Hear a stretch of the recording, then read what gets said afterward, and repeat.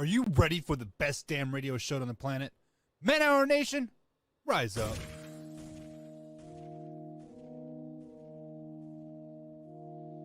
You don't want to be every time, no. I would like to personally welcome you to Man Hour After Dark. Say that then. Why I bring you the host, Mike, Buck, and Cone. You know who's coming to the stage. Sports talk than what you about to hear right here. I second that. Go.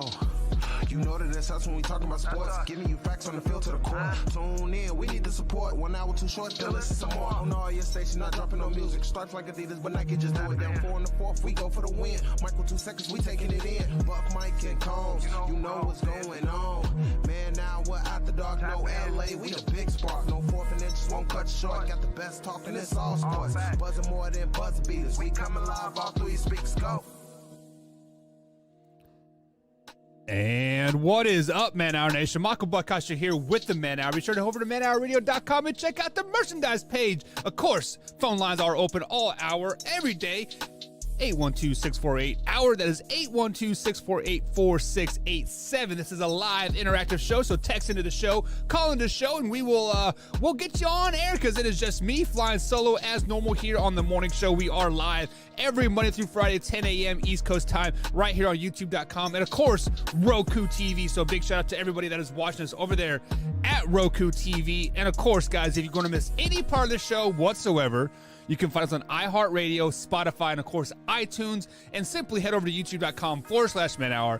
Hit that subscribe button, hit that bell icon. And we do upload the clips each and every day over there, 24 hours a day, 365 days a year. So, guys, it is time to get into some great NFL sports talk here. Of course, we do got Georgia, Alabama happening tonight for the college football championship game. There will be a lot of eyes peeled on that game. We're going to talk a little Chargers and Raiders last night. That was an excellent game going down to the wire. Did they tie? Who knows? Of course, the Colts. Got to talk the Colts.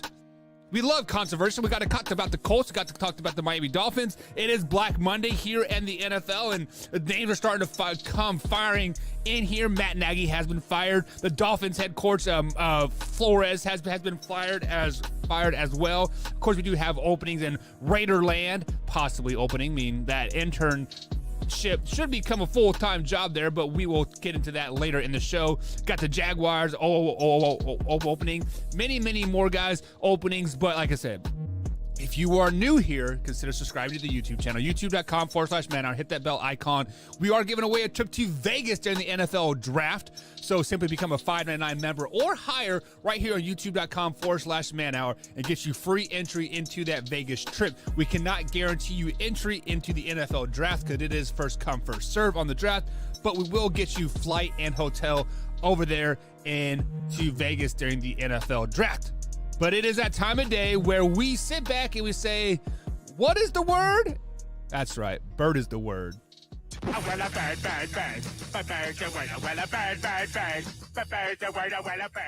And today's word, guys, is it's going to be petty because my man John Hoffey over there, the baseball lackey himself, he did our Major League Power Rankings last year for us. He sent us our little group chat that we have with like all the hosts and everything.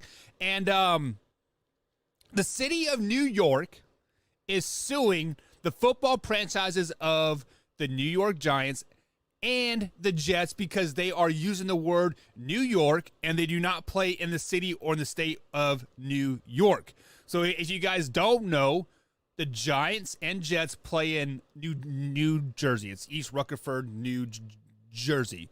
You know, New Jersey is about the size of a large city, basically. And and really, who wants to play in the city of New York? New York is a complete crap hole. But when we look at this broad picture, basically, guys, the state of New York is hurting for money. So they are trying to think of any petty-ass way to get some money into their pockets, and they're suing NFL franchises, the Giants and the Jets, for $6 million a piece for not properly using their name. They have New York in their name, and they're suing them, and they say, you know what? We need some of that revenue back. So the word of the day is definitely petty, because this is as petty as it gets, guys. Let's just be flat out honest. Why is a city or a state? He just said New York, so I'd assume it was a city, but let's just make it broad term. Let's say it is a state. Why would a state be suing a NFL franchise for $6 million? Like, if they're hurting that bad for money, just ask for it. Like, hey, you guys, can we have $6 million because, we have totally blumbered this COVID thing and everything else, and, you can rob us now and we're not sending anybody to jail, so crime rate's going to go screw the roof, whatever. The word of the day is definitely petty. New York, you are petty.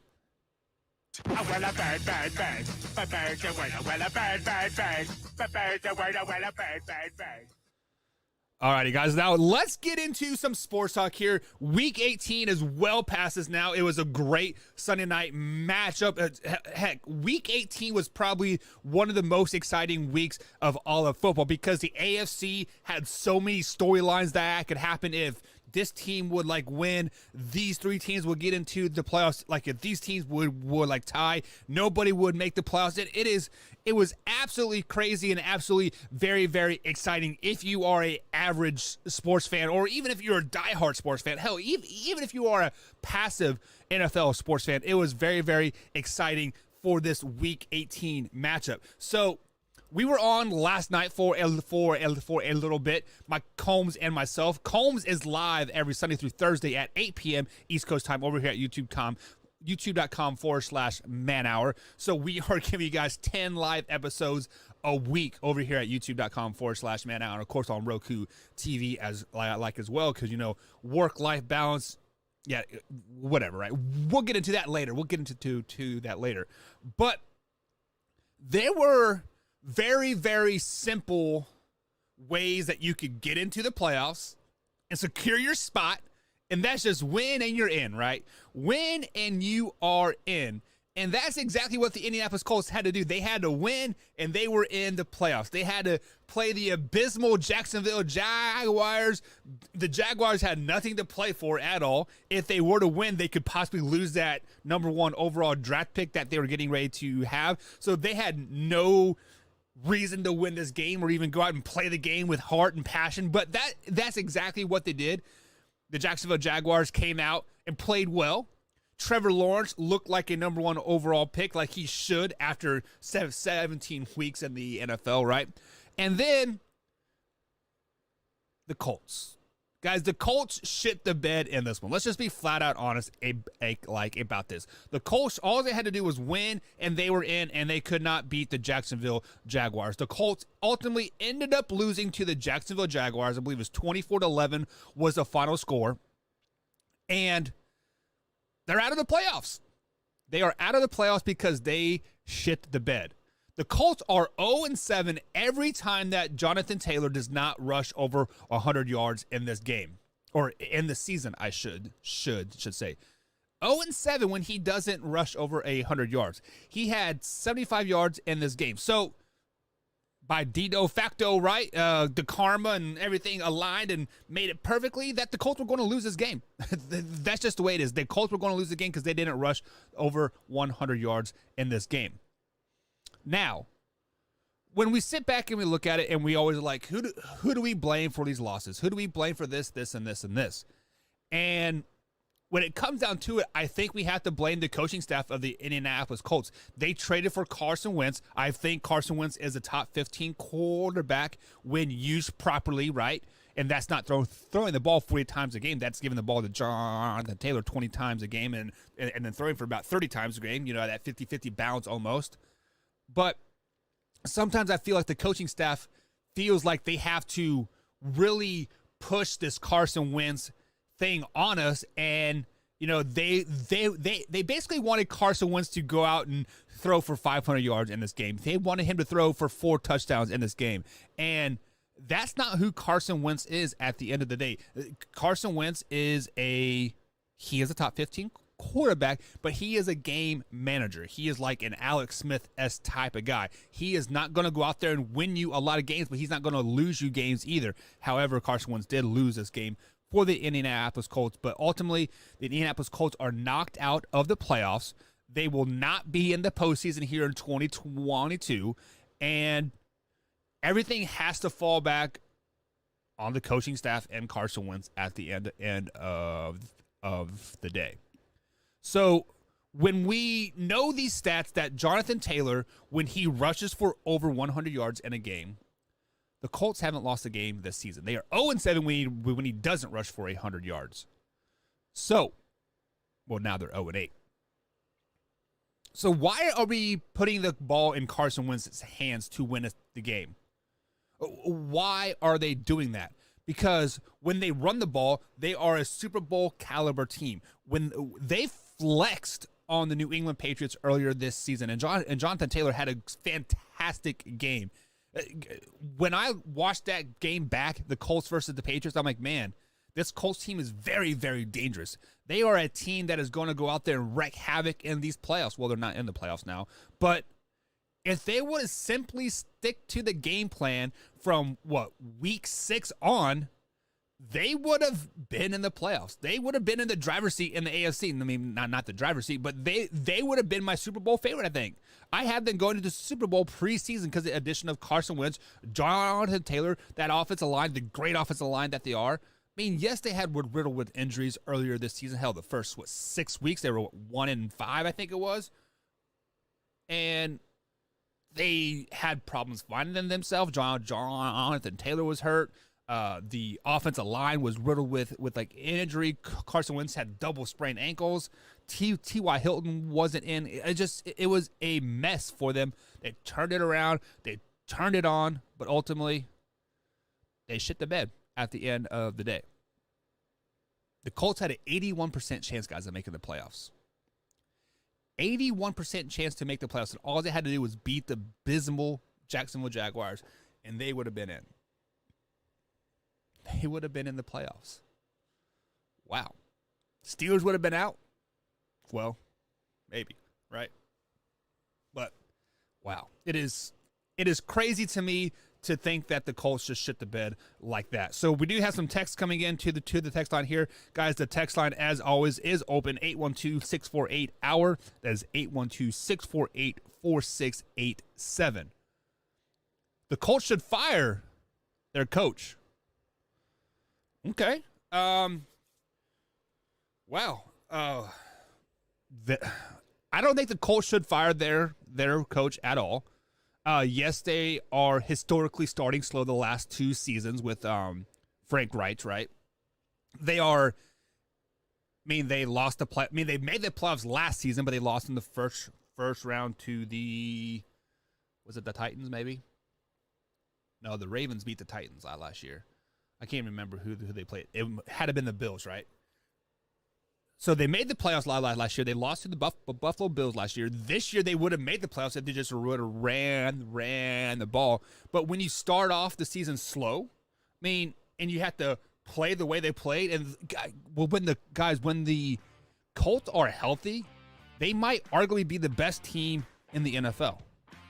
So to fire Frank Reich after this, bluster of a last game here. Now, don't overreact, Texture.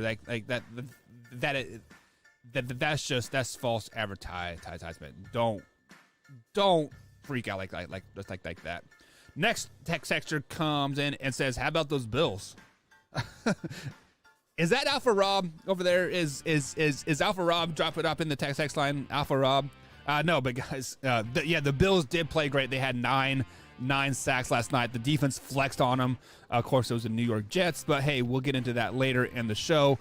But yeah, I don't know, guys. But coming up here on the Man, we have Way or No Way with my man Beastie Combs. So guys, be sure to head over to manhourradio.com. Pick up yourself some Beastie merch. It is nice. It is fresh. We got hoodies, got long sleeve t-shirts, got beanies. It is cold as hell here in southern Indiana. I got the space heater on right here on the on the desk because my studio is cold right now, guys. It is freezing.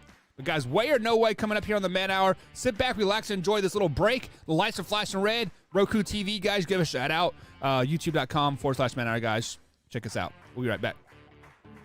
Once I'm home from work and relaxing, I watch Man Hour while doing dishes. In bed, hiding from the wife and kids. what do you do? Your husband and kid are obsessed with the Man Hour. You watch it with them.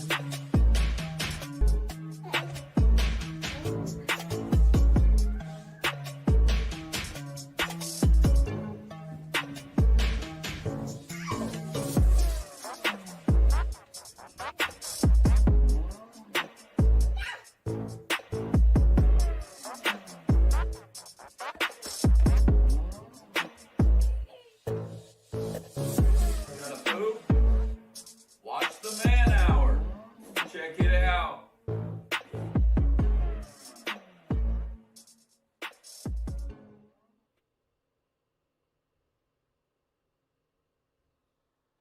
Have you ever wanted to go to Vegas to see the NFL draft? Well, now you can. Simply head over to youtube.com/Man Hour, click on that join button, become a $5.99 member or higher, and you get free entry. Simple as that. So head over to youtube.com/Man Hour and hit that join button. You won't regret it.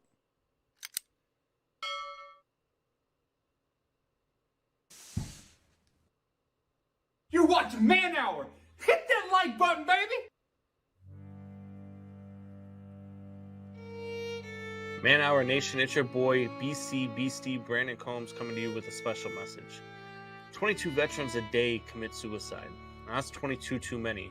And here at the Man Hour, we want to bring awareness to this. Our brothers and sisters deserve our support and our help with the Take 22 merch. It's a small opportunity to show our appreciation and support to our veterans and take a small step to ending veteran suicide and treating PTSD properly. Every dollar spent on our Take 22 merch will be donated to the cause. So Man Hour Nation, rise up and show your support.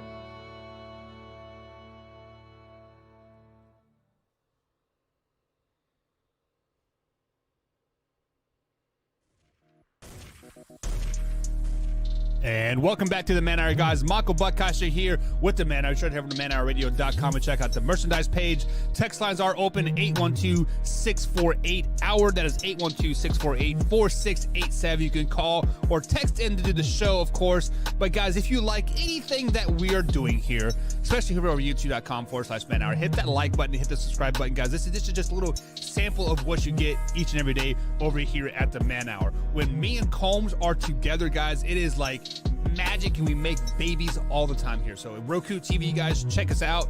We are doing great things over there as well. But it is time for the infamous Way or No Way. This was recorded last night with the man Beastie Combs. I was on the show last night because Sunday nights are my free nights, but I won't be on for the rest of the week. So here on the morning show. But guys, check out Way or No Way, and if you enjoy it, guys, definitely tune into the Man Hour every day, 10 a.m. and 8 p.m. East Coast time, right here on youtube.com/Man Hour. We'll be right back. Or Way or No Way is coming up. We do have some comments coming in, guys. So we are a live interactive show here at youtube.com/Man Hour. And Offer Rob says, Bill Mafia in the house. And then he says, how about them Bills' #1 defense today? 9 sacks. You guys were playing the Jets. Calm down, Rob. Calm down.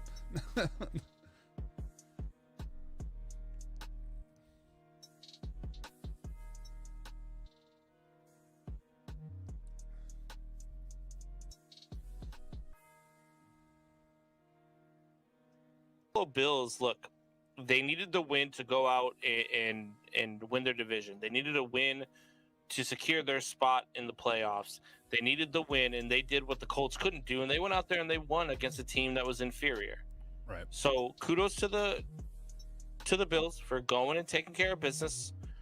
Kudos to the Bills for everything that they got. They've got and they said you got me muted right now.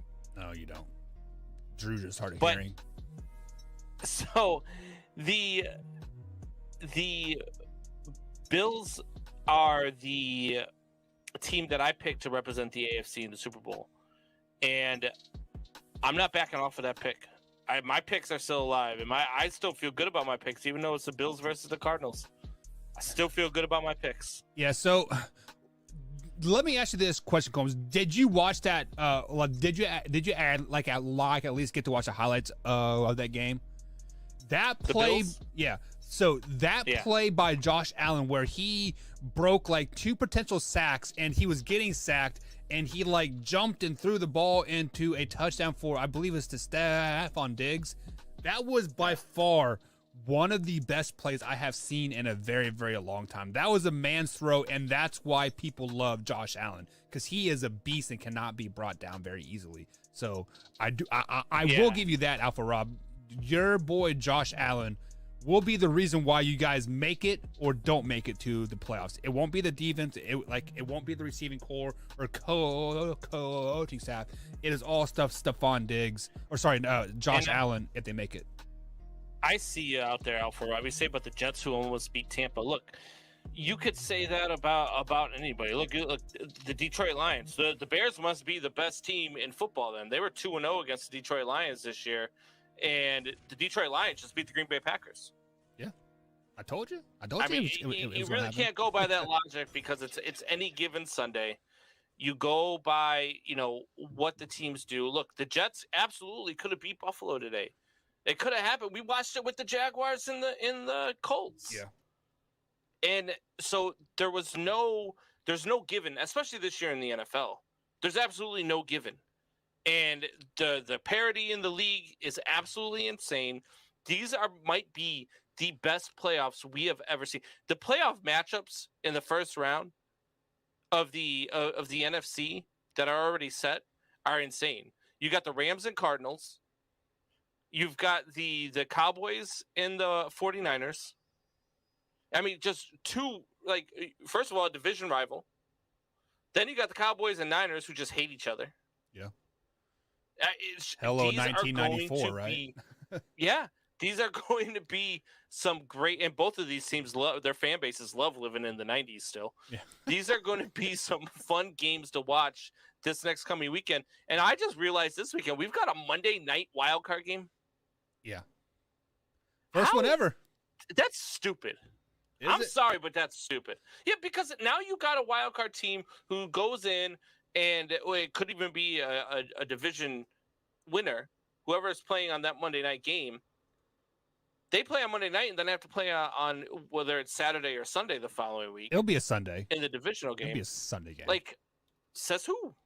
It depends on who you're playing against, the 1 or the 2 seed, right? The competition committee probably say, you know what, this will be a Monday night or Sunday night game. Then the competition, if I'm the winner of the Monday night game, why am I the only team that only has 6 days of rest instead of 7? To me, I just don't understand. It's all about the old mighty dollar at the end of the day, Combs. Would you rather have a wild card game on Saturday morning or Saturday afternoon at 1 o'clock or a Monday night game? I'd rather have a Saturday tripleheader and a Sunday tripleheader. It's the playoffs. That's what we have every single freaking year. Wow. Every year until now. That's what we have. And so now we got a doubleheader Saturday, tripleheader Sunday, and 1 game on Monday. It's stupid. Well, it is time to get into something else, Combs. It's time to get into the best segment of the week. Are you ready? It is. It is the best segment of the week. I am always ready when it comes to way or no way. No way. Yes way. All right, so this is our favorite segment of the week. This is way or no way. Guys, you guys know how it works. I come up with some topics. We tell you whether it's a way or a no way. Simple as that. You ready, Buck? I am always ready, bub. All right, guys, play along in the comments. Way or no way? The Rams will win the NFC, and the Chargers will win the AFC, and 2 teams will host a home game in the Super Bowl. I don't even have to think about this. No freaking way, because for one, we saw the Rams struggle Sunday night, Combs. For whatever reason, they do not play well at home, and they will have a home game in the playoffs, and they're probably going to lose that home game in the playoffs just because I heard that 49er crowd, and I thought we were at Levi Stadium there, Combs. Like, I thought the San Francisco 49ers were at home. Hell, the Rams had to go silent count in the fourth quarter because the 49er crowd was so loud. There is no way that the Rams will not win a playoff game, let alone make the Super Bowl. So no way that we are going to have a Charger-Ram Super Bowl, 2 home teams. No, not going to happen.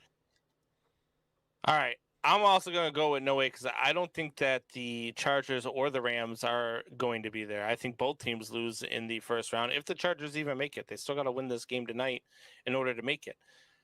I don't think the Rams are going to get past their first game. Like you said, they struggle at home, and they're playing against a team, the Arizona Cardinals, who are much better on the road than they are at home. They're 8-1 this year on the road. So I absolutely think that the Rams get beat in the first round. I have the Cardinals in the Super Bowl. I'm sticking with my picks, so I'm going no way here. No way. Yes way. That last guy kind All of right, sounds Bucks. like Trump. No way. Well, that's George. That's George Carlin. Yeah. He was sounds drunk like, all the time. No, Trump. It sounds like Trump. Oh no, it was no George Carlin. I love that guy. But anyway, sticking with playoff theme here, there is no team in the NFL that is a favorite in this postseason. Way or no way. Ooh, in the whole entire playoffs, there's no favorite team. I mean, hindsight, yeah, I mean, there is no favorite because even if you look at the Kansas City Chiefs, they are, back-to-back Super Bowl appearances here, and they were clicking on all cylinders. They played a tough Broncos team and they did come out on top with a defensive touchdown, which is crazy for the Chiefs, right? But then you look at the top seed and the Packers, and then you had the Bills and, the Titans. And if there was a favorite out there, it would have to be the Packers. And we know the Packers will lose in the NFC Championship game, right, Combs? So, no, I don't think we have a legitimate favorite this year in the NFL playoffs. And that's what's going to make it so freaking exciting. Hell, it would not surprise me. I said this on the morning show, I believe it was on Wednesday. I said, what if the Steelers make it into the playoffs as that 6 or 7 seed, and Big Ben makes a magical run and win a Super Bowl just like what he did for the Bucs in 2005? That's what's going to happen. Yeah. Steelers are the favorites. Let's be honest about that. Yeah, it's absolutely insane. I wouldn't have a favorite in any game by more than 3 points in this first round. Not one. Not even Tampa Bay versus Philly. I don't have one team winning by more than 3 points because I think that the parity in this game right now is the best we've ever seen it. And whether it's the Bucks and Eagles, whether it's the 49ers and the Cowboys, whether it's the Rams and Cardinals, you're going to have Kansas City versus could be against the Chargers, could be against the Raiders, could be against the Steelers. You're going to have those matchups, and I can't pick any of those teams to win by more than 3 points. I just can't do it. And that's never been a thing in the NFL heading into the playoffs. They've never been so close that you don't say a team, hey, look, this team last year we said, you know what? Probably Bucks and Chiefs. It's probably what it's going to be, and that's what it ended up being. This year, you can't even give me a probably Bucks and Chiefs. You can't give me a probably Titans versus the Green Bay Packers, who are the 2 number 1 seeds. You can't do that because these teams are so evenly matched that if you asked me to pick a favorite right now, I'd probably look and lean towards the Tennessee Titans. Right. And that's a team that has shocked the hell out of me. When they lost King Henry, I thought their season was over. I thought their season was kaput. I thought they were going to be just like the Ravens. I thought they were going to find a way to bounce out of the playoffs after starting out the season so hot. It's either 8-1 or 8-2. And King Henry goes down. I thought they're done. Not only do they still hang on to the number 1 seed in the AFC, now they get King Henry back. So as much as I don't think that there's a favorite in the league, if you forced me to pick one, I would go with the Tennessee Titans. And if you force me to pick one, I'm going with the Dallas Cowboys.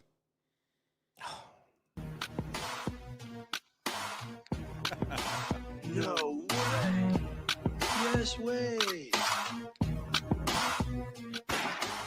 No wonder you're always disappointed with football. Anyway, speaking of disappointments, way or no way, there will be more than 7 head coaching positions open by the end of Monday. Wow, 7 seems like a lot. I mean, that'd be what, 25% of the NFL or close to it, right? But let's look at it right now. Right now, we got the Jaguars, Raiders, Broncos. Rumor has it the Vikings and Bears as well, right? We're assuming that the Houston Texans will probably have an opening as well. So right there off the top, that is 6.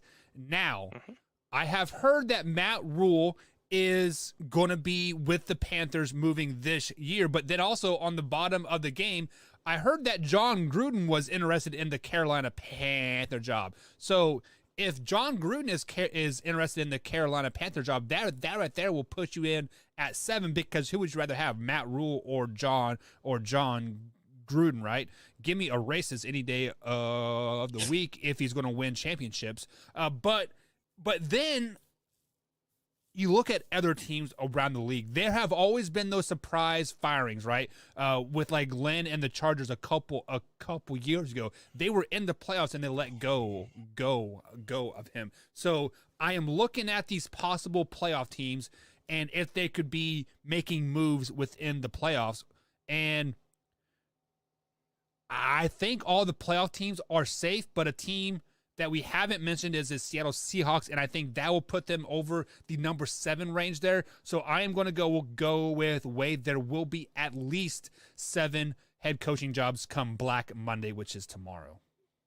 I'm going to go with Wade too. I'm not going to lean the way that you went. A small disclaimer, like they say on TV, the thoughts and opinions of Mike Buck are not necessarily the thoughts and opinions of every host on the show. So I don't think you can't hire John Gruden. Not after the way it ended with Vegas, not after all the stuff came out with the emails. I mean, look, I spent the entire show on Thursday talking about how stupid it was that the Redskins had to change their football name, but didn't have to change their ownership because of who he is as a person.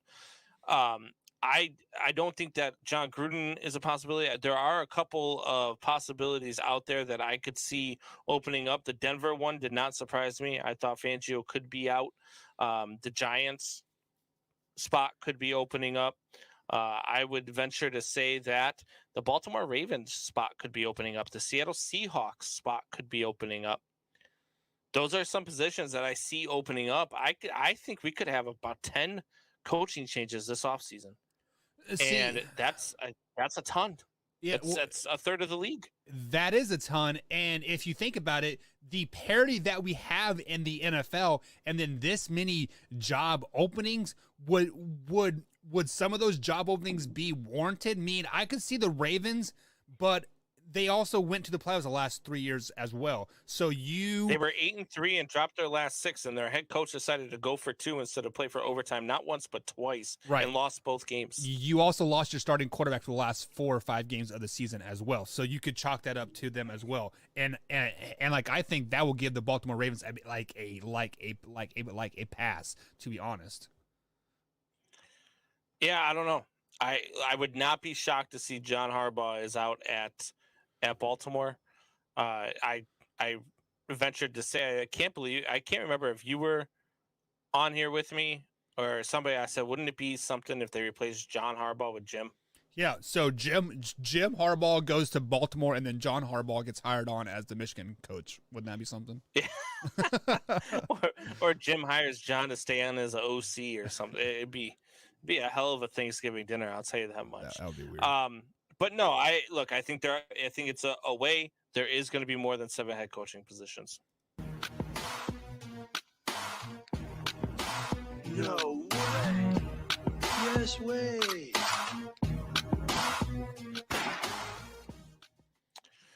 So last one I got for you here, a little disclaimer. I did write this before I saw the ending of the 49ers game.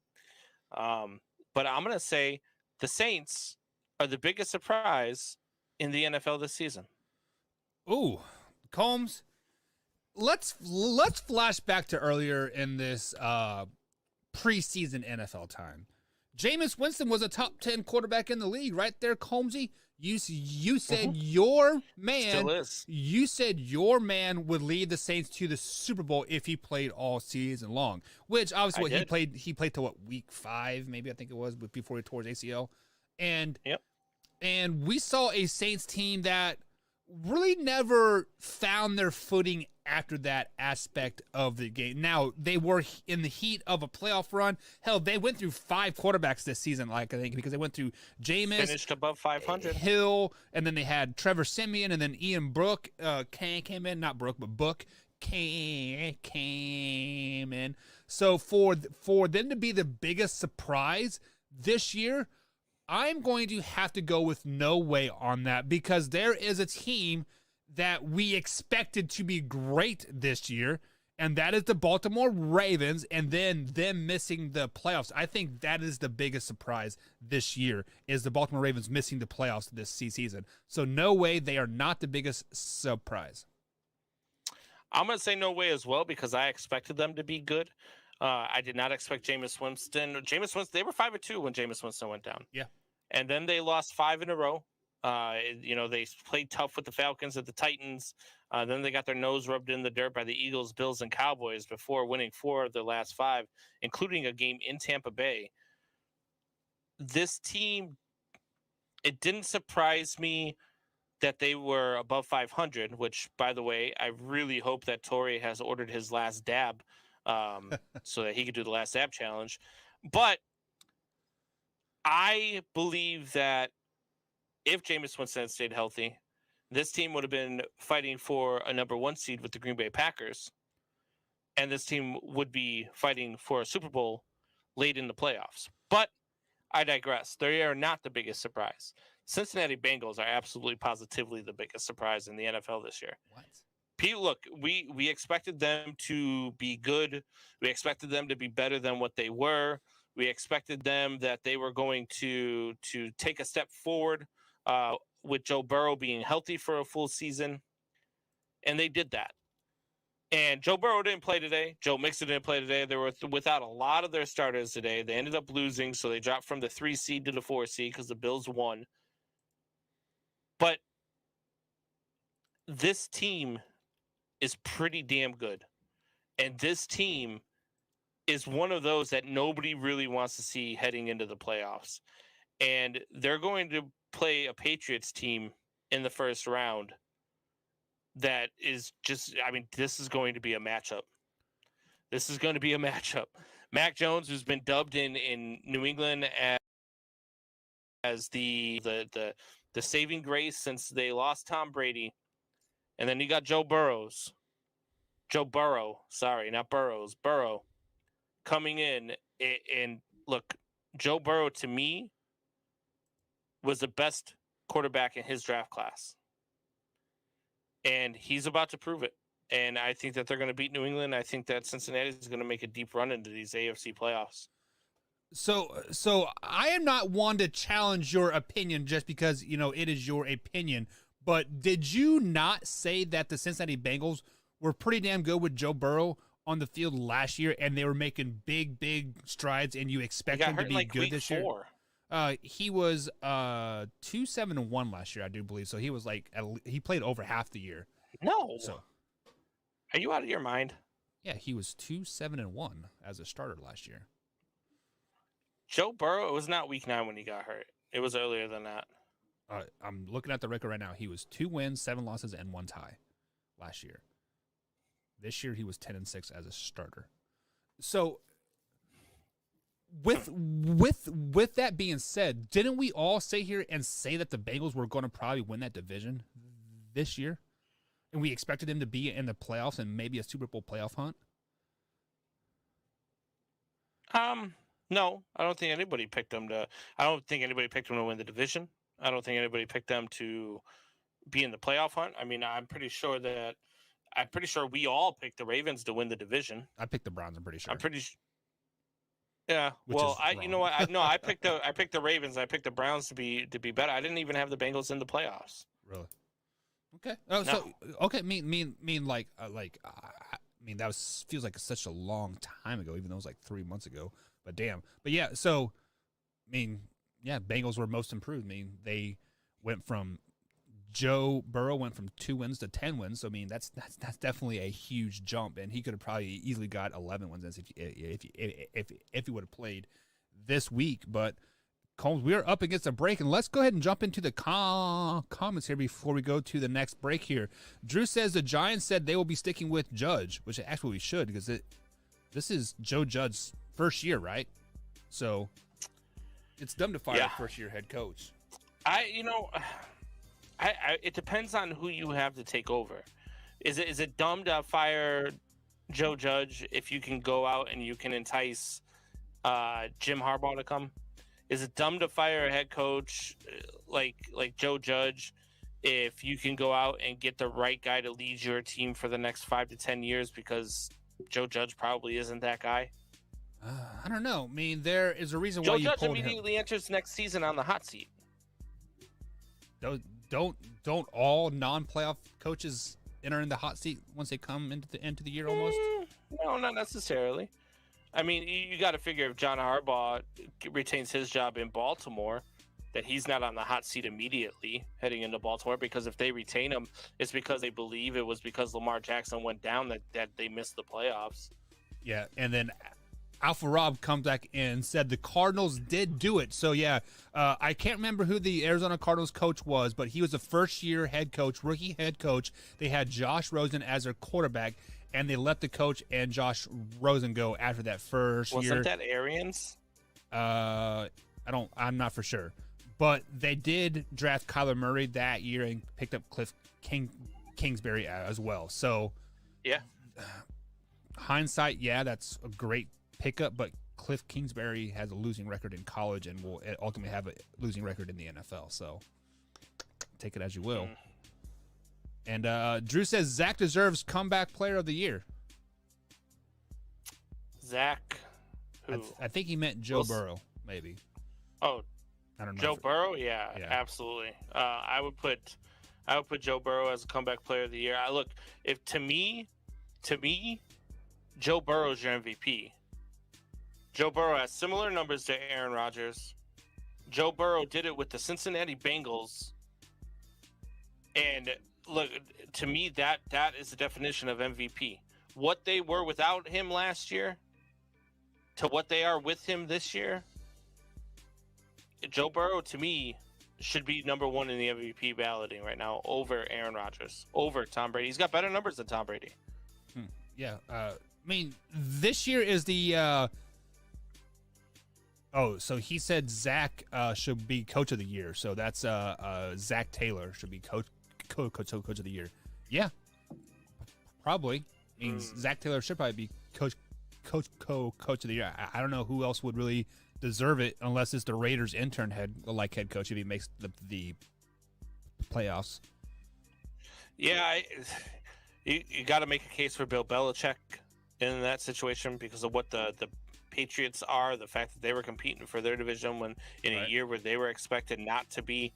You've got to look at, you got to look at trying to think of teams off the top of my head. You got to look at the Chargers head coach. You got to look at Sean McVay a little bit. I would also look at Sean Payton. Look at the job Sean Payton did. He still had his team at 9-8. I feel like the coach of the year has to make the Zach Taylor defense. The Rams were expected to make the playoffs, especially they had.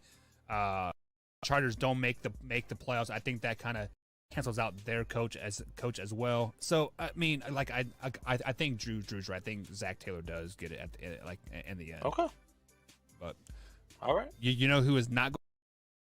Dan Campbell. Me. Dan Campbell. Dan Campbell. All right, guys, we are up against the break, and we'll be. once I'm home from work and relaxing, I watch Man Hour while doing dishes. In bed, hiding from the wife and kids. what do you do when your husband and kid are obsessed with the man hour? You watch it with them.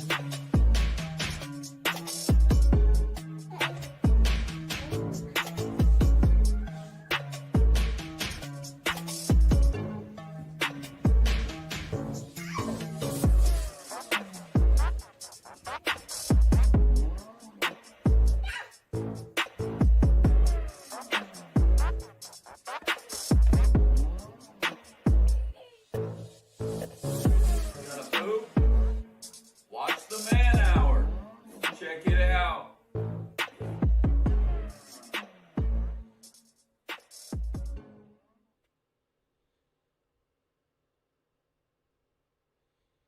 Have you ever wanted to go to Vegas to see the NFL draft? Well, now you can. Simply head over to youtube.com/manhour, click on that join button, become a $5.99 member or higher, and you get free entry. Simple as that. So head over to youtube.com/manhour and hit that join button. You won't regret it.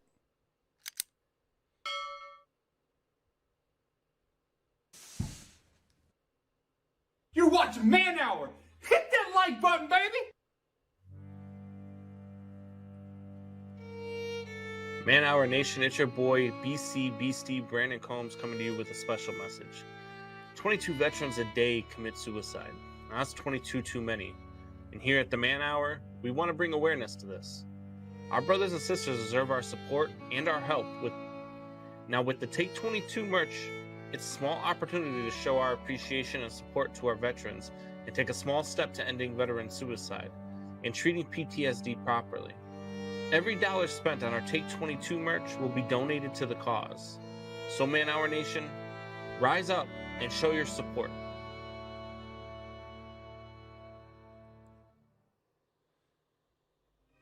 Mike's thoughts.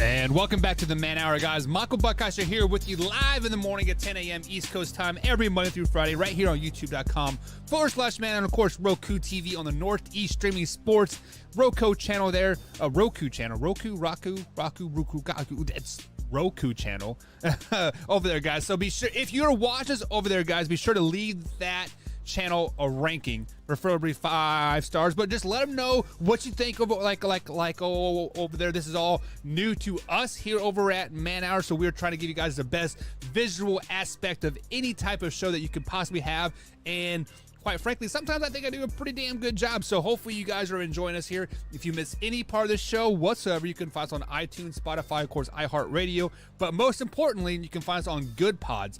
So you can download the Good Pods app, search for Man Hour Sports Talk, and you can rate each episode. So if you like one episode more than the other, get that episode a 5 star, get the other one a 4 star.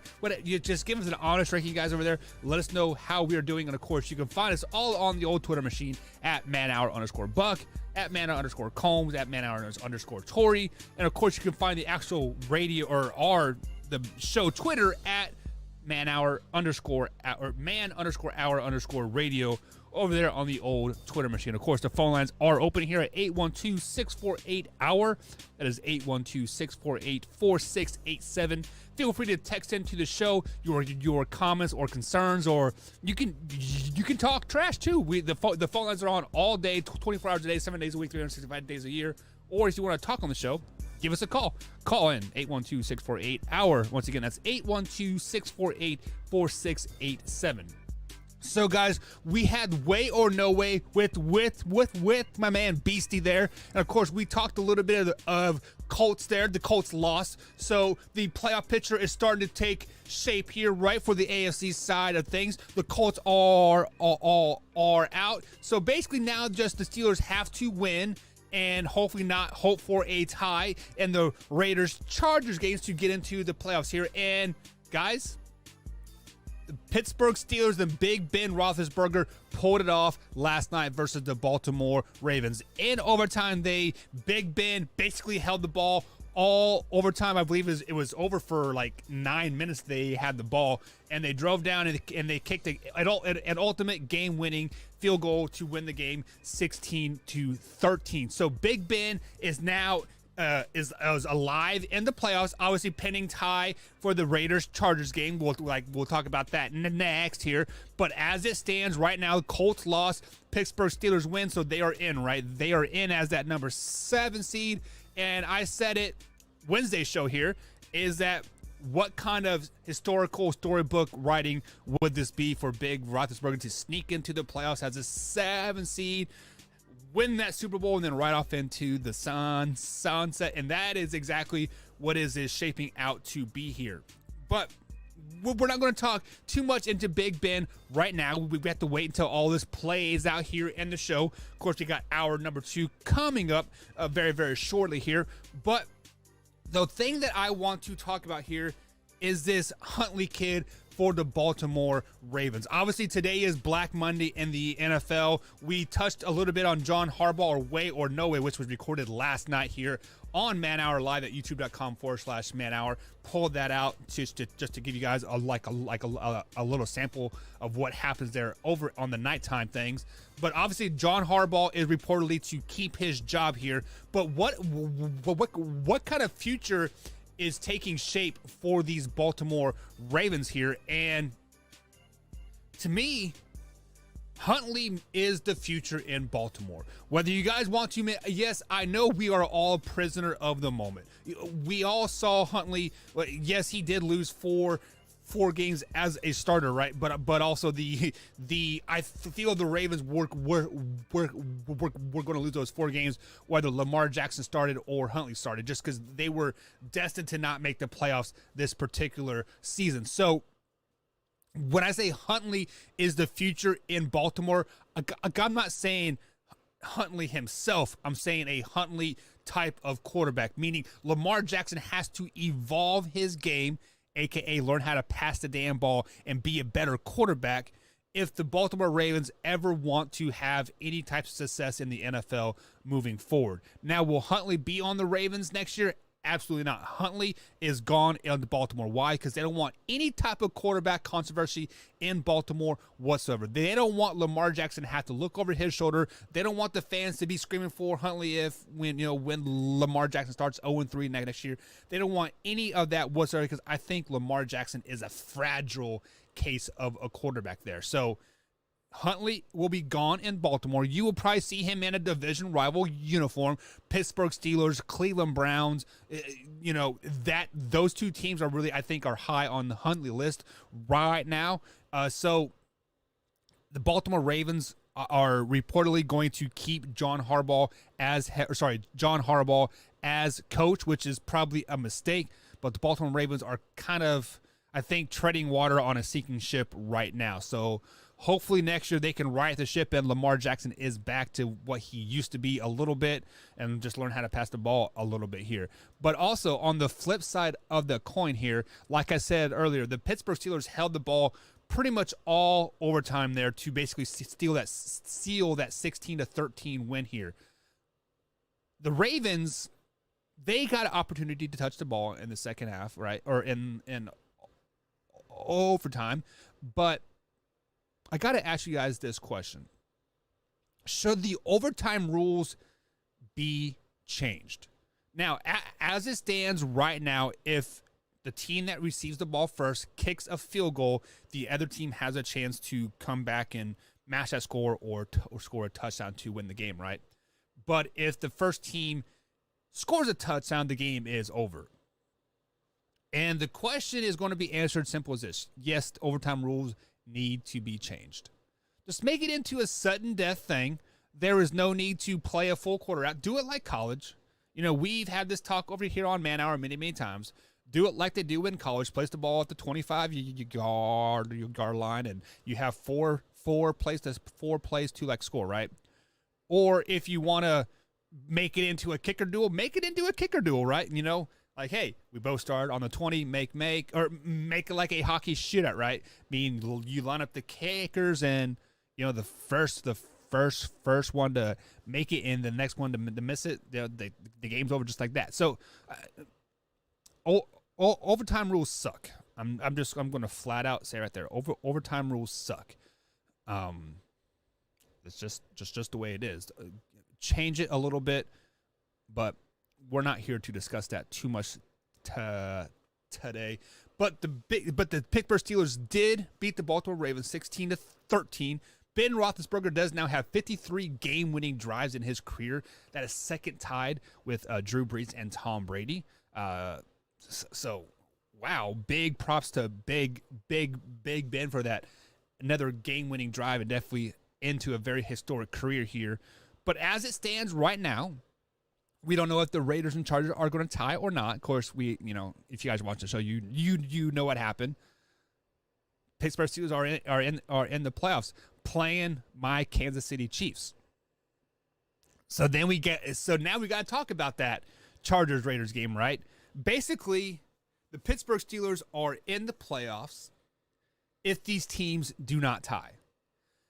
We talked about it last night, how these teams should kind of just take a gentleman bet and play two like a tie. And Combs is like, well, what if it was like 35 tie, right? And long and behold, guys, the Chargers were down by 15 with about 5 minutes left in the game. It was 29-14, I believe it was. They were down by 15 points, 5 minutes left.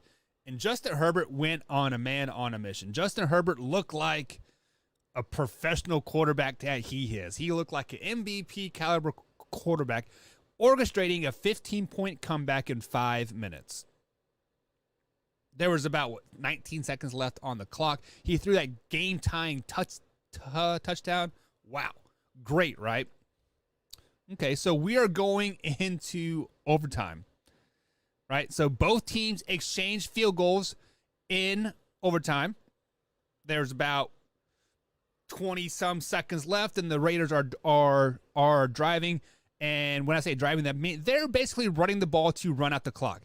It is a 32-32 tie running out the clock, and I feel you could look at the Raiders sideline, and they were pretty much saying, "Hey, we're just going to run the clock out. Let's both go to the playoffs. Let's have a grand old time." Right? Everything's looking good. Everything's looking peachy. But then Brandon Staley, Chargers head coach, calls a timeout. Dude, what are you doing? Raiders have no timeouts left. They are content of just running out the clock and ending in a tie. You could have made the playoffs. You are a better team than the Raiders. You are a better franchise than the Raiders. Coaching staff, no. Obviously, Brandon Staley's a dumbass, but we'll get to that later on Black Monday, if he should be fired or not. But he calls a timeout and lets the Raiders run another play. And the Raiders get into field goal range there, and they call another timeout. What in the world are you doing calling these timeouts for the Raiders? Long story short, Raiders field goal team comes on. 2 seconds left in overtime. Kick a game-winning field goal to send the Raiders into the playoffs, and the Chargers are going home. All you had to do was tie, let the game clock run out, and you would have been in the playoffs, Brandon Staley and the Los Angeles Chargers. You guys would have been dancing into the playoffs. Justin Herbert would have got his first playoff game, right? You guys would have been probably a favorite in the playoffs. Chargers looked pretty good. Granted, they lost 4 of the last 5 games to end the season, but regular season. But first 3 quarters of the season, they look great. Heck, I had the Chargers as my AFC West pick to win the division, not my Kansas City Chiefs. I had the Chargers winning that the division. Chargers have a great team, guys. They have a great team, but the coaching staff failed them.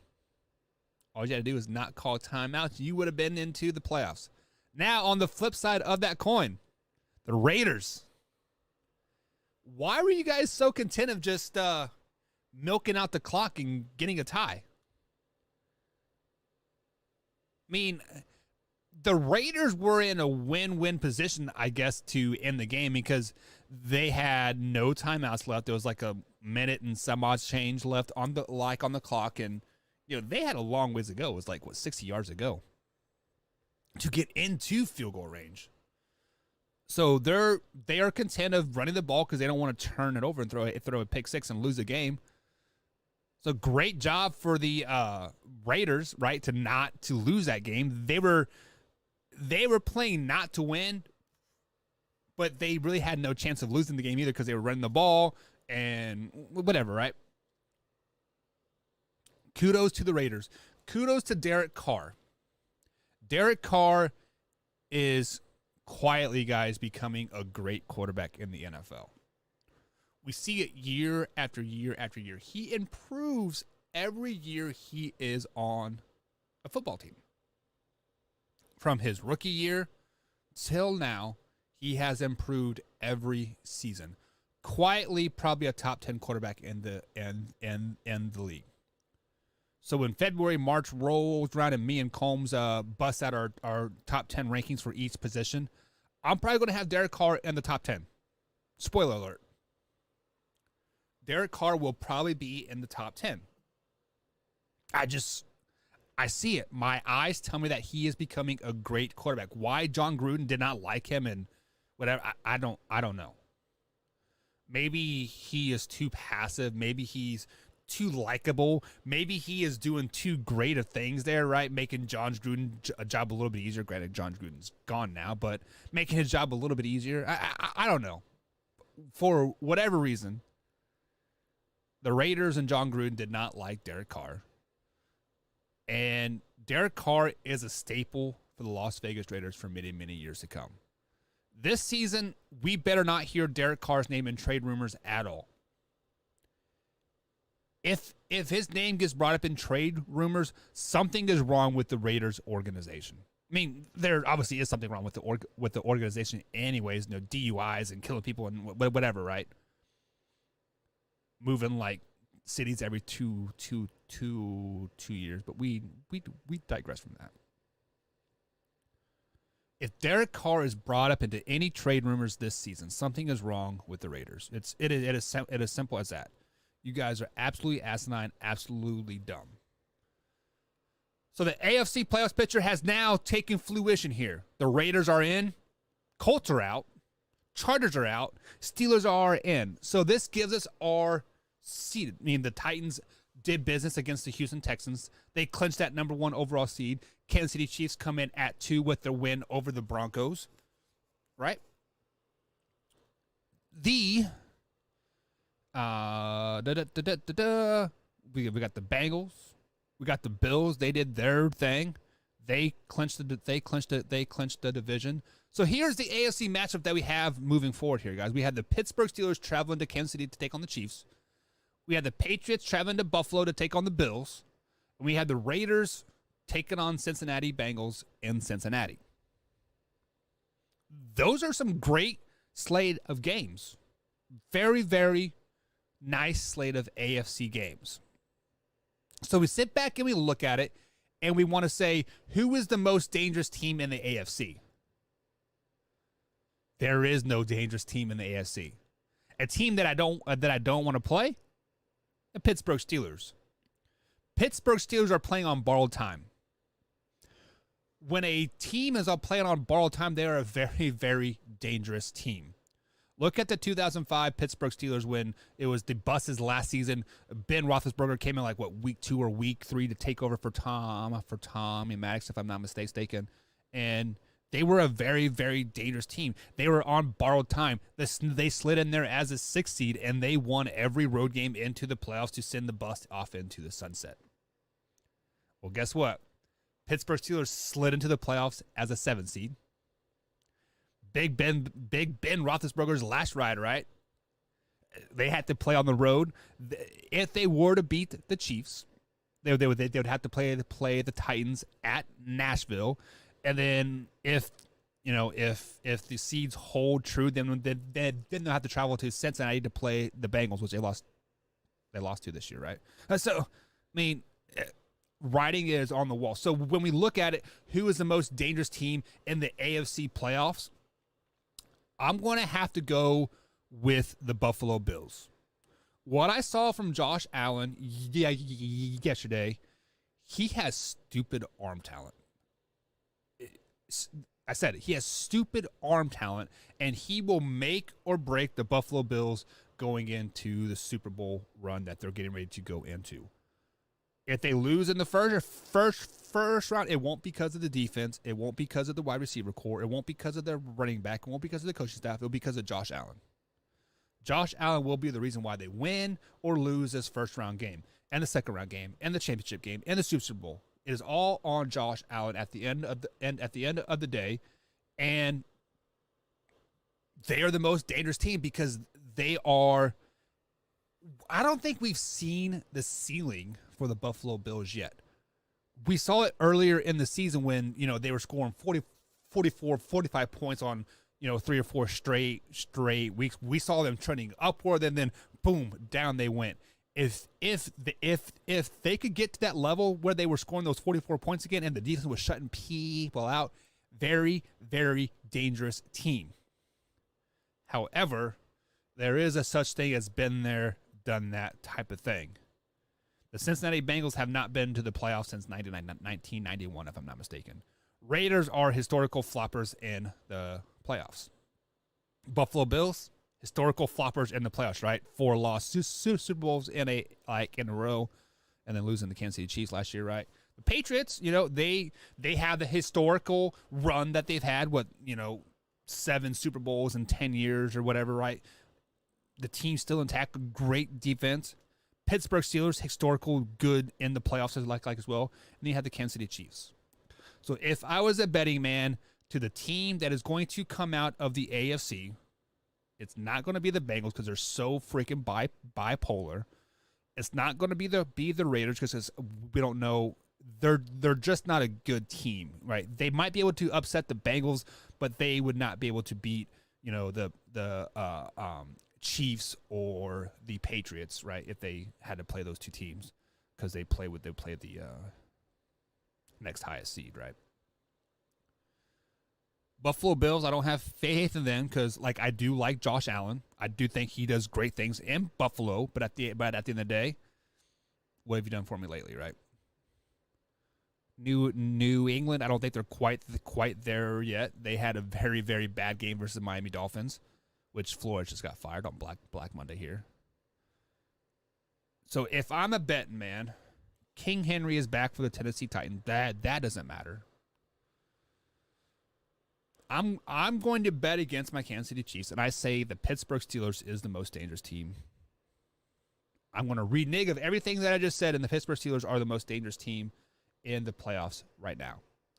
This is a team that you do not want to play in the playoffs at all. Sorry, guys. Sorry, Chiefs fans. Sorry, Bill fans. Pittsburgh Steelers, don't want to play them. Don't want to do it, guys. On the other side of the break, we got NFC side of things to talk about. We're going to talk some Jimmy G and 49ers. The Rams. What's wrong with the Rams lately, guys? Cardinals? Cowboys? NFC playoff picture coming up, guys, here on the Man Hour. Stay tuned, sit back, relax, and enjoy. We'll be right back. If I'm home from work and relaxing, I watch Man Hour while doing dishes. In bed, hiding from your wife and kids. what do you do when your husband and kid are obsessed with the Man Hour? You watch it with them.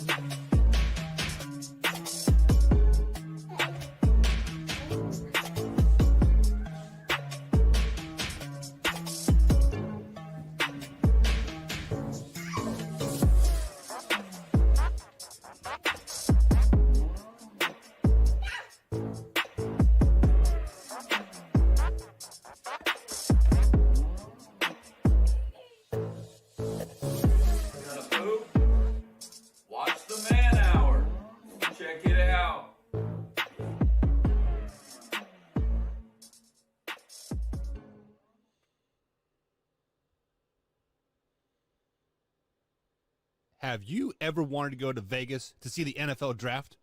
Well, now you can. Simply head over to youtube.com/manhour, click on that join button, become a $5.99 member or higher, and you get free entry. Simple as that. So head over to youtube.com/manhour and hit that join button. You won't regret it.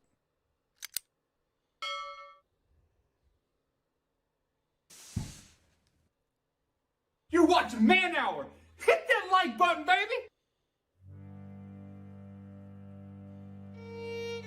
Man Hour Nation, it's your boy BC Beastie Brandon Combs coming to you with a special message.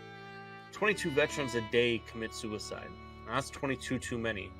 And here at the Man Hour, we want to bring awareness to this. Our brothers and sisters deserve our support and our help. With the Take 22 merch, it's a small opportunity to show our appreciation and support to our veterans and take a small step to ending veteran suicide and treating PTSD properly. Every dollar spent on our Take 22 merch will be donated to the cause. So Man Hour Nation, rise up and show your support.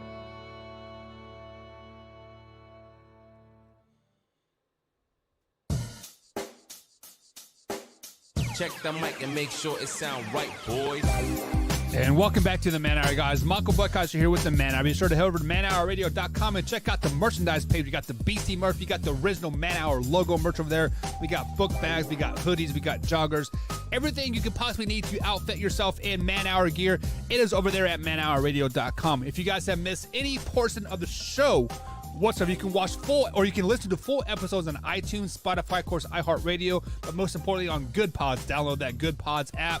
Search for Man Hour Sports Talk and leave each episode a ranking that you listen to. Of course, share this with a couple friends as well.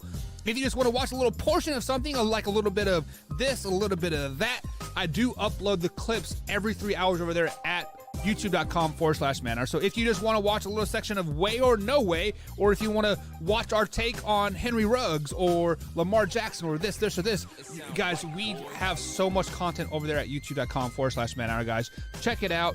Be sure to hit that subscribe button, hit that bell icon, because we do upload clips every 3 hours over there at youtube.com/Man Hour. Of course, right here on the morning show at 10 a.m. every Monday through Friday. The phone lines are open, 812-648-HOUR. That is 812-648-4687, as we are live here on Roku TV every Monday through Friday as well. So we do got a text coming in here and said, why didn't the Raiders just let the clock run out? Well, like I said, guys. So first things first, Texter. Thank you to Texter for the text, and let me complete the text. I'm sorry. He said, why didn't the Raiders just let the clock run out? It is always nice to see all of your division teams in the playoffs. Well, first things first there, Texter. I get what you're saying about, well, the Raiders were trying to let the clock run out. They were running the ball up the middle. They were not trying to bust a big play. They weren't calling timeouts. Brandon Staley and the Los Angeles Chargers were the ones calling the timeouts. They were the ones doing what it just shows you that he's not a very good coach at the end of the day. And also, yes, it is nice to see your other divisional teams make the playoffs. I guess per se, but let's just be honest. At the end of the day, F the Chargers, F the Raiders, F the Broncos, right? I don't care about any of my divisional foes. I'm worried about me. I don't care whether I beat you 3 or 4 times in the regular season and you make the playoffs, because I don't want to play you in the playoffs. I've already played you twice. We know each other way too well. I don't want to play you in the playoffs. I don't want to see you in the playoffs. I don't want to see any success out of the divisional opponent that I have. I don't want to.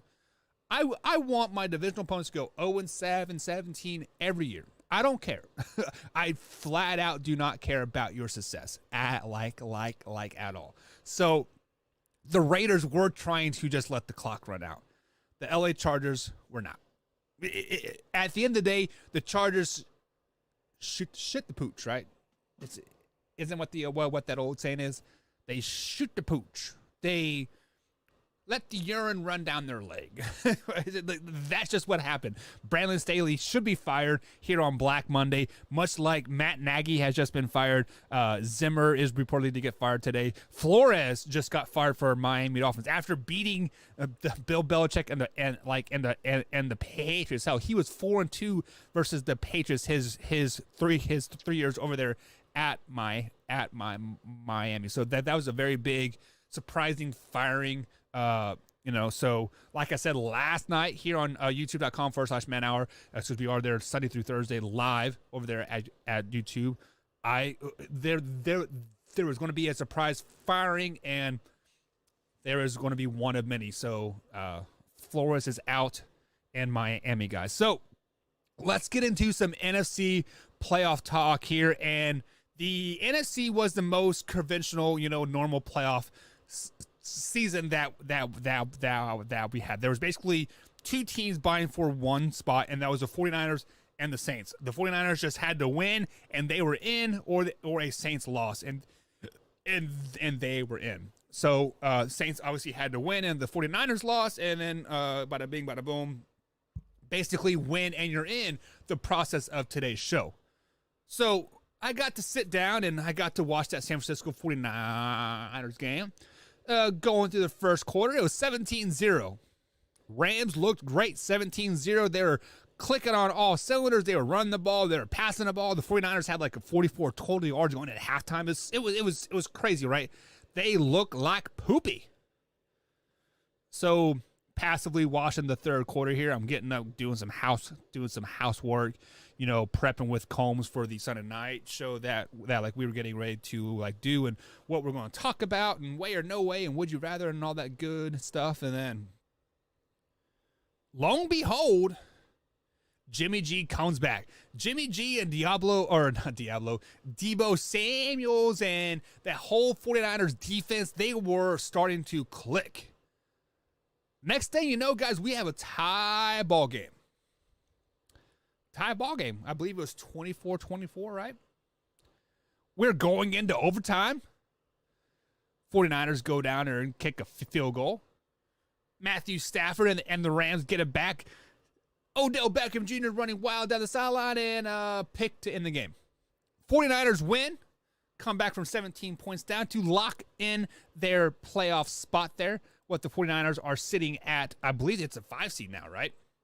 They will be playing the Cowboys in that first round. That's a great matchup. We'll probably talk about more of these matchups tomorrow here on the Man Hour, 10 a.m. East Coast time, right here on youtube.com/Man Hour. Of course, Roku TV. When we sit back and look at this, many people speculated that Jimmy G would be, Jimmy G would be out at the end of the season, whether regardless of the San Francisco 49ers' success or not. Jimmy G is pretty good when he's healthy. When he's healthy, he has never lost to the Rams. Jimmy G, as a 49er, has never lost to the Rams when he started that particular game. He's 7-0 now, I believe. Crazy stat, right? The almighty LA Rams that are trying to buy themselves a championship can't even beat the lonely, crappy 49ers, right? All season, all offseason, we heard Jimmy G is out after this season. We won't be surprised if Jimmy G finishes the season because Trey Lance is the future, right? Well, me and Mr. Wyatt Williams, we were out at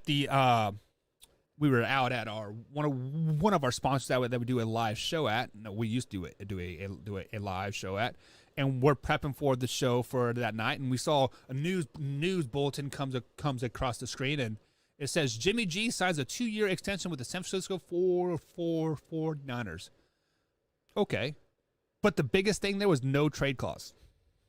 So obviously, reading between the lines, the 49ers were locking in their guy to train because they knew they were going to draft Trey Lance at the particular point. They knew they were going to draft a quarterback one way or the other.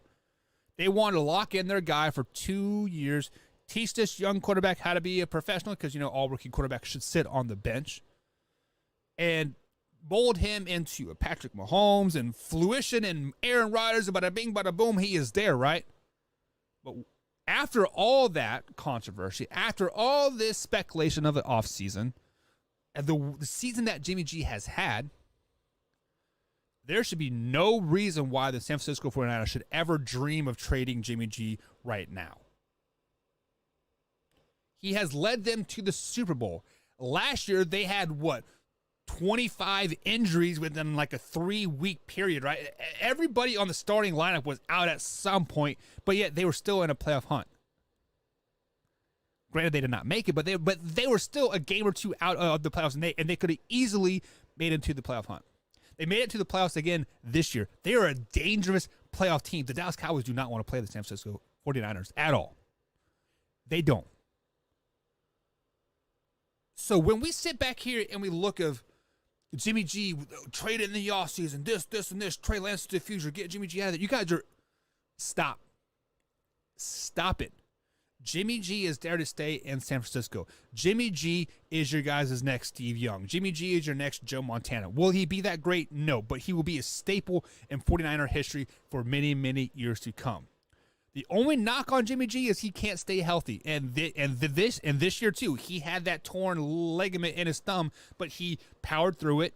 He is going to get some rest and hopefully be ready to hand the ball off versus the Dallas Cowboys. Right. The only thing stopping the San Francisco 49ers right now is the play calling. The play calling needs to understand what their MO is, and that's to run the freaking ball with Debo and Mitchell and who is the other guy that they run the ball? I don't know. I'm not a huge 49er guy, but run the damn ball versus the Dallas Cowboys, and you have much success. Jimmy G trade talk, stop it, guys. It's dumb. It's over with. Cut it out. Get it out of here. So, with that being said, do you guys remember earlier in the season when I said the 49ers were a Super Bowl away? They were a play calling away of being the next great dynasty. You guys understand that the 49ers are still just 3 years removed from a Super Bowl, right? Counting this year.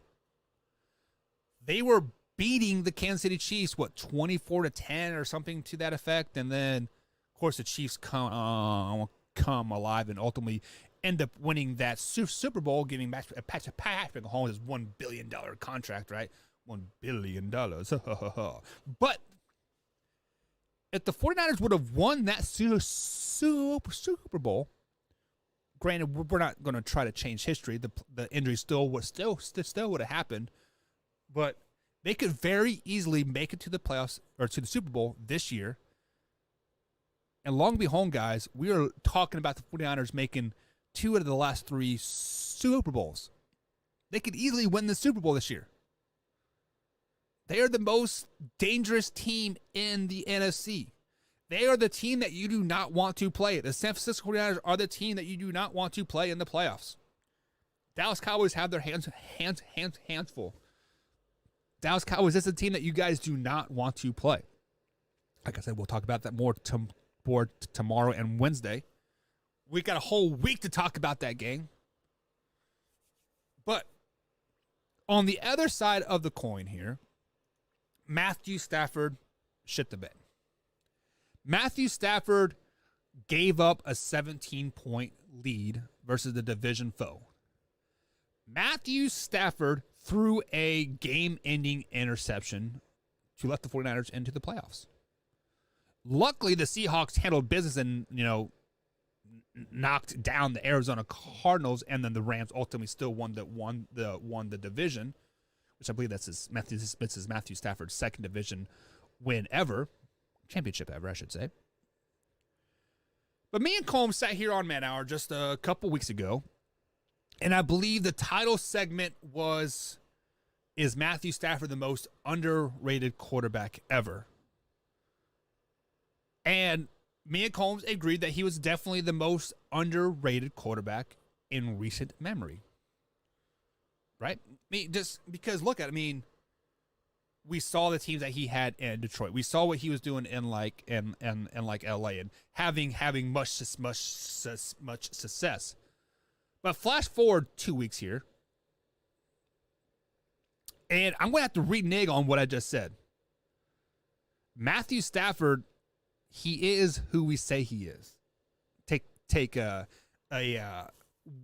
quote from Denny Green, right? They are who we thought they are, or whatever, right? He said. Matthew Stafford is not underrated. If anything, Matthew Stafford might be overrated.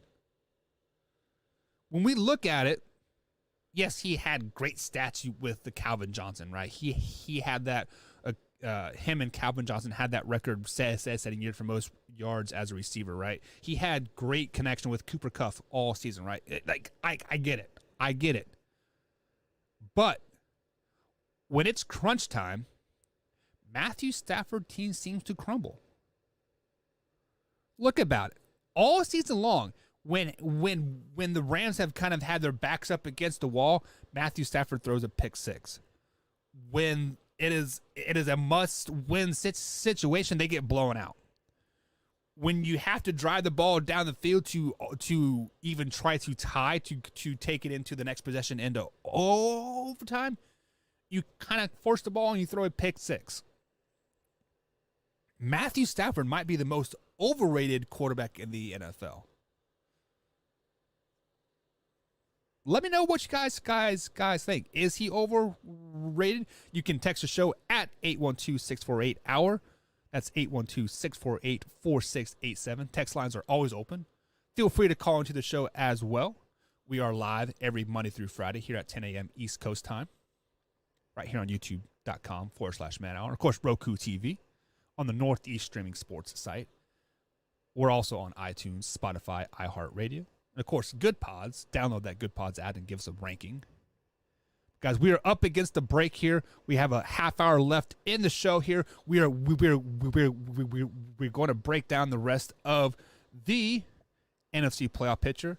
And might give you guys two early picks here. I don't know. Haven't quite decided yet. I go by the cuff. This is live, raw, uncut sports talk, guys, here at Man Hour. Head over to manhourradio.com. Check out the merchandise page. We'll be right back. Once I'm home from work and relaxing, I watch Man Hour while doing dishes. In bed, hiding from the wife and kids. what do you do when your husband and kid are obsessed with the Man Hour? You watch it with them.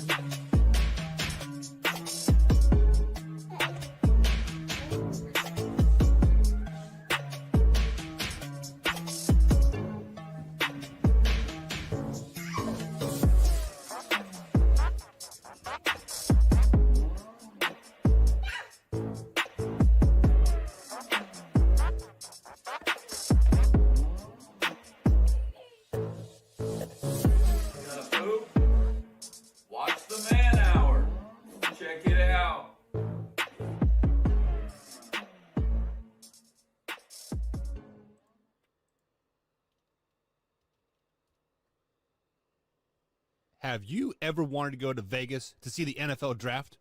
Well, now you can. Simply head over to youtube.com/manhour, click on that join button, become a $5.99 member or higher, and you get free entry. Simple as that. So head over to youtube.com/manhour and hit that join button. You won't regret it.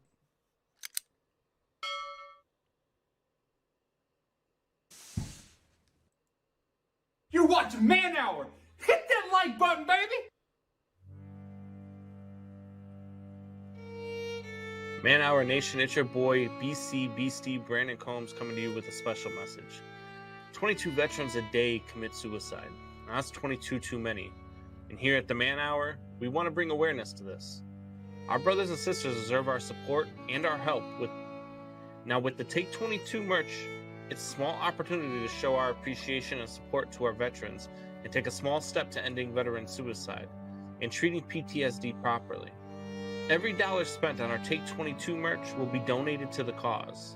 So Man Hour Nation, rise up and show your support.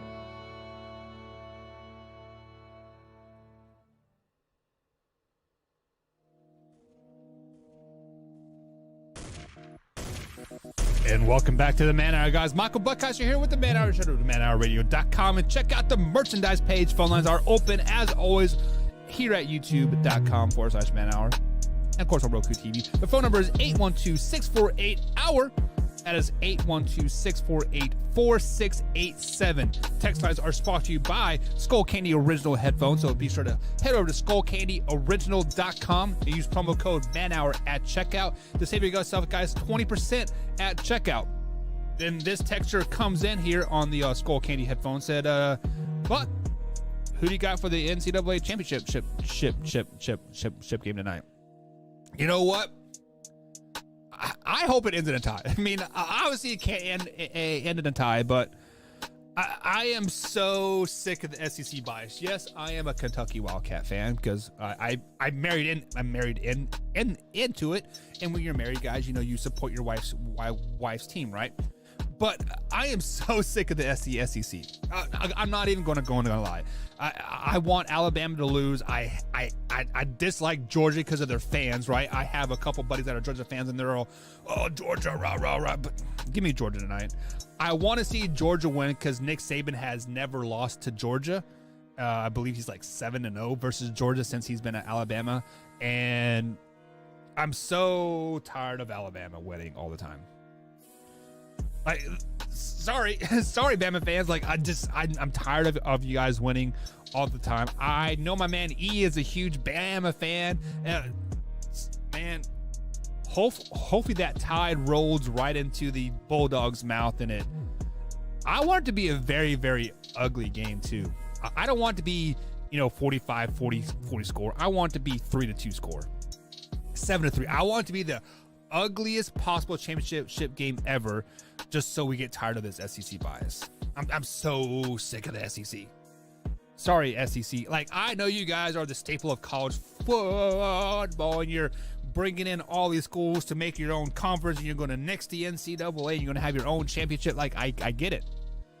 Everybody wants to be a part of the SEC because they see you guys doing big things. But let's just be honest. Give me Georgia. I don't know. 37-30 will be the final score. Alabama will play great. Bryce Young will look great. Bryce Young will probably be the number 1 overall draft pick in this year's draft, even though Bama's quarterbacks always flop in the NFL for some reason. But yeah. So give me Georgia Bulldogs 37-30. I think they have the revenge. Georgia's a damn good team, guys. I've had the opportunity to watch them 3 or 4 times this particular season, and their defense is gnarly. It's very, very gnarly, and they're even missing some of their best players because out with like charges and stuff. That we talked about that earlier in the NCAA season here. But 37-30, Georgia Bulldogs win. Yeah, that's all I got. But thanks for the texture here into the Skull Candy headphones text line, guys. Head over to skullcandyoriginal.com. Use promo code MANHOUR at checkout, and the text lines are 812-648-HOUR. That is 812-648-4687.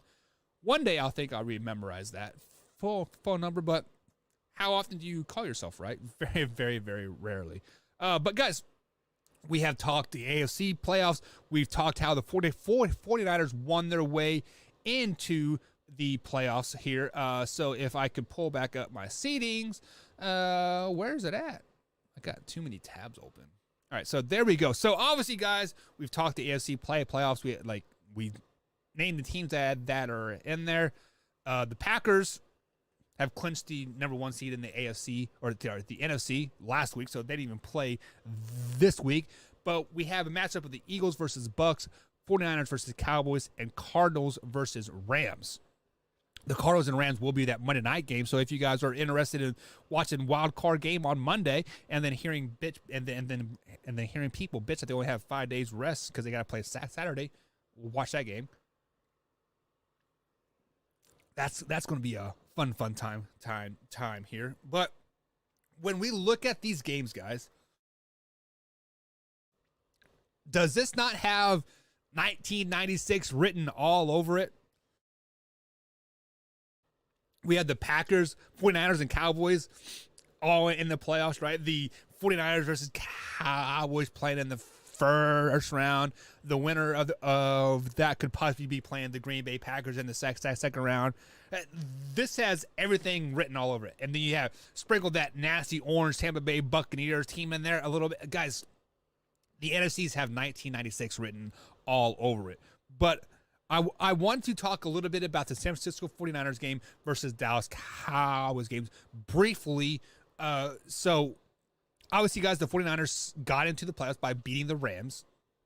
But the 49ers defense, or offense, is going to throw the Cowboys defense some fits. This is the most dangerous matchup for the Dallas Cowboys that they could possibly have in this first round matchup. If you look at all the other teams that they could have potentially played, the Eagles, the Cardinals, or the Rams, no, they could have only played the Eagles, Cardinals, and the 49ers, right? So this is the team that they did not want to play. This is the team that the Dallas Cowboys did not want to play in the first round. Why, you ask? Because of the way the 49ers have been running the ball as of late. The way the 49ers are on a mission from God. To quote the Blues Brother there and John Belushi, whatever his name is, right? We're on a mission from God. The 49ers are on a mission like the Pittsburgh Steelers are. They are on a mission to ride the back of the running backs, Debo Samuel, Mitchell, and is Williams the other running back? I can't even remember the other running back's name. But their running game is going to throw the Dallas Cowboys defense some fits. We'll break down this game further tomorrow. We're going to break down each and every wild card game in depth. I'm going to do my notes tonight and get it all written out so we can break it down tomorrow. But guys, the Cowboys are in trouble. They're in trouble. So super wild card weekend, guys, is upon us. NFL playoffs is upon us. Our first Monday night wild card game ever is upon us. Matchups again: Steelers versus Chiefs, Patriots versus Bills, Raiders versus Bengals, the Raiders, Eagles versus Bucks, 49ers versus Cowboys, and then the Monday night game, Cardinals versus the Rams. Very exciting weekend starting that Saturday at 4 p.m. East Coast time here, guys. We're probably going to do some live reaction shows over the playoffs as well. So if you guys enjoy that kind of thing, head over to youtube.com/manhour and, tune in to those reaction shows. Last time we did it, Soup Boss had a great audience, had like 5,000 viewers. So guys, tune in, enjoy, have a great time. But speaking of having a great time, guys, I've had a great time with you guys tonight or today. It is time for me to get to work. So as always, guys, Man Hour Nation, rise up. We'll see you tomorrow. I'll be better prepared tomorrow as I try to improve myself each and every day. I got the hiccups now. We'll be back, guys. Have a good day. Bye. Are you ready for the best?